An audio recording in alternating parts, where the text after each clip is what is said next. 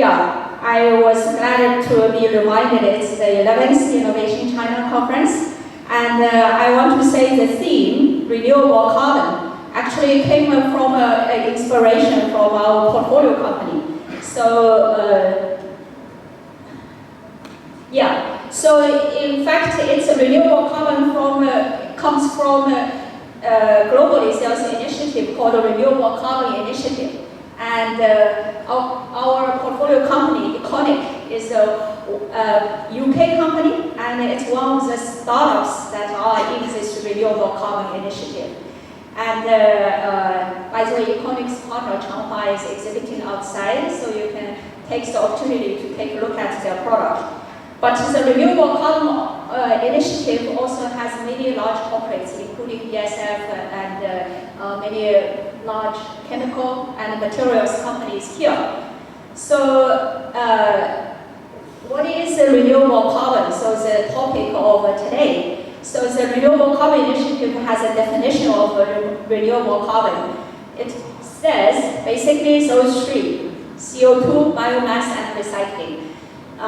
Renewable carbon comes from the atmosphere, which is the CO2 in the atmosphere, or biosphere coming from the bioplants, or the technosphere, which comes from recycling. So that's pretty much the topic of today. So why we have talks from both the CO2 to material of value, and as well as from the biosphere. You will hear presentation about from bio to value, and also technosphere, so recycling. A lot of about recycling presentation today.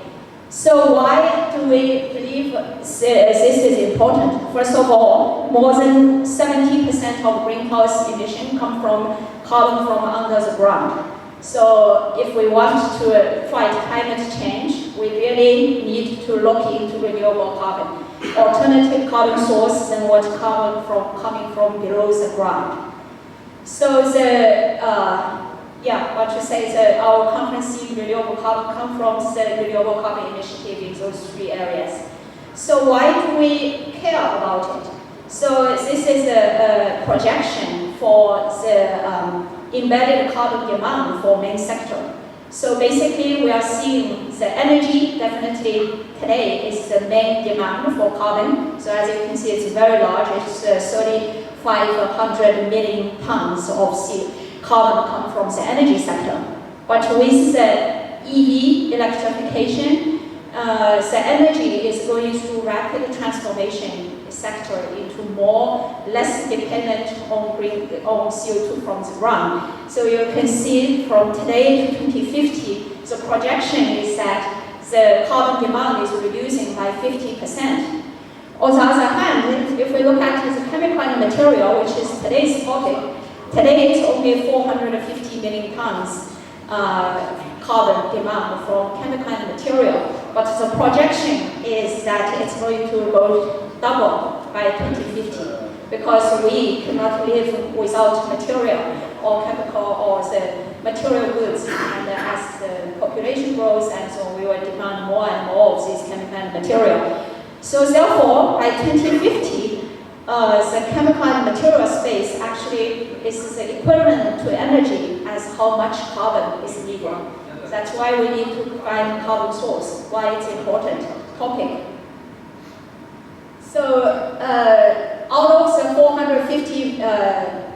around 450 million tons, as you can see today, it's more than 70–80% come from the fossil-based petrochemical. So the recycling and bio is very, very small. So the recycling is this yellow thing here, and the green is the bio. So it is a very, very small percentage of today, but we hope that it will become much more significant in the future.